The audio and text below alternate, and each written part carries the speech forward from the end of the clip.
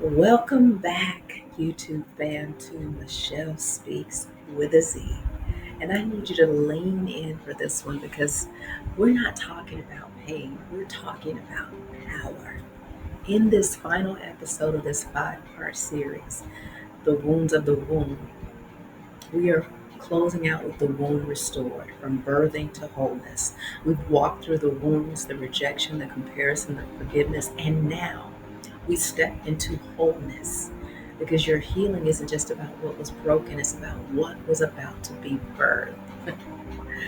In the book of Isaiah, chapter 66, verse 9, it states, "Shall I bring to the point of birth and not deliver, says the Lord? Shall I, who caused to bring forth, shut the womb, says your God?" That means if God brought you to it, He's faithful to bring you through it. And if He allowed the wound, He's already prepared the witness. You're not just coming out healed, you are coming out whole. You cannot birth destiny from a diseased womb. You can create movement, but not multiplication. You can produce, but still not prosper. And that's why the enemy works overtime to infect the womb, not just physically, but mentally, emotionally, spiritually, and relationally, and financially. Because the womb isn't just where life begins, it's where legacy is formed. And if the enemy can wound the womb, he can wound the generations that are to come from it. Healing just doesn't stop the bleeding, it restores the birthing.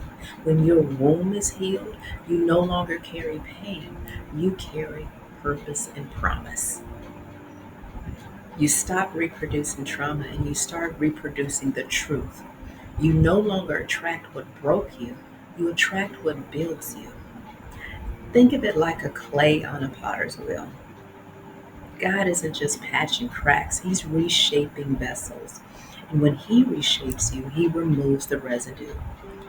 Every fracture that once disqualified you becomes the feature that proves His faithfulness. Jeremiah 18:4 states, "But the pot that He was shaping from the clay was marred in His hands. So the potter formed it into another pot, shaping it as it seemed best to Him." That's you. You may have been marred, mishandled, or misunderstood, but you're still in His hands. The potter didn't discard you, He's redesigning you. There was a time that I thought my pain disqualified me from ministry, from movement, from purpose, from peace, from relationships.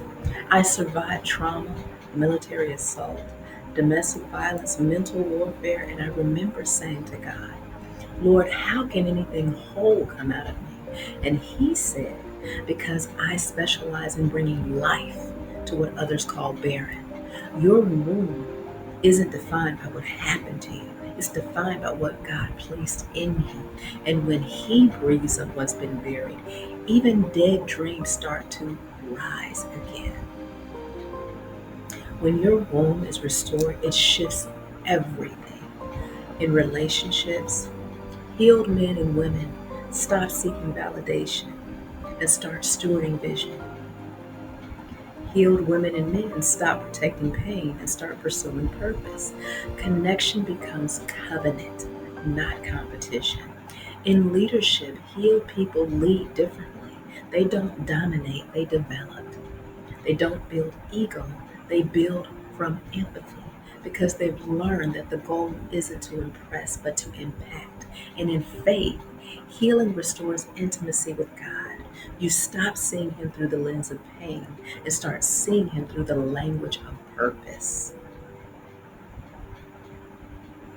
There's a prophetic wave that is sweeping right now.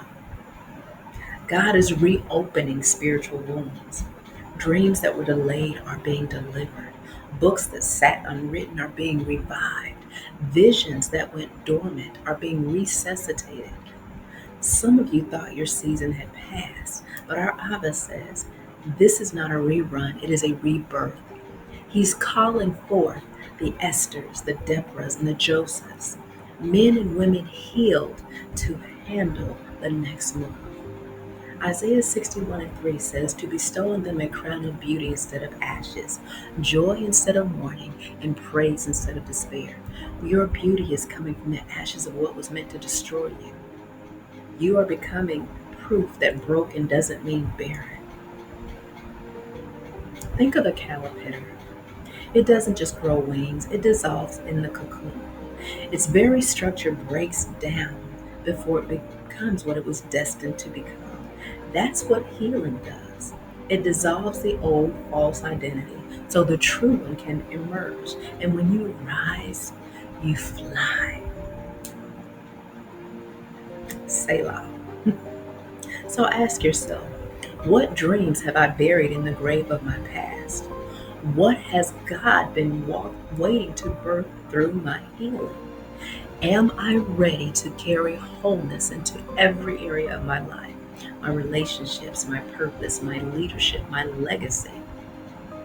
Declare with me, my wound is healed, my voice is whole, and my destiny is aligned.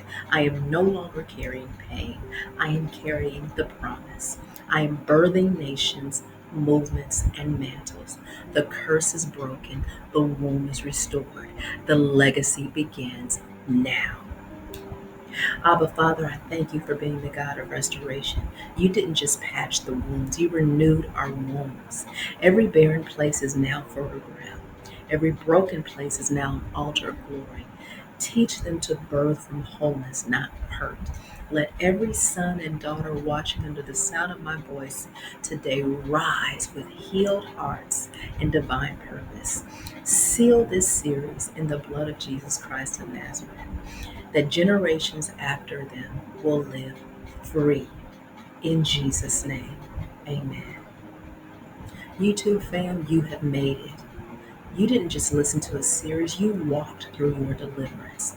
If these 5 episodes blessed you, share them. Start a conversation with your sisters, your brothers, your children. Talk about what healing really looks like. Tag me when you do, because I want to hear your testimony. And remember, if you hide it, you can't heal it. This has been Michelle Speakz, and this is what birthing broke into wholeness looks like. Make sure you like, subscribe, and continue to tune in and stay connected to continue to grow and soar from faith to faith and glory to glory.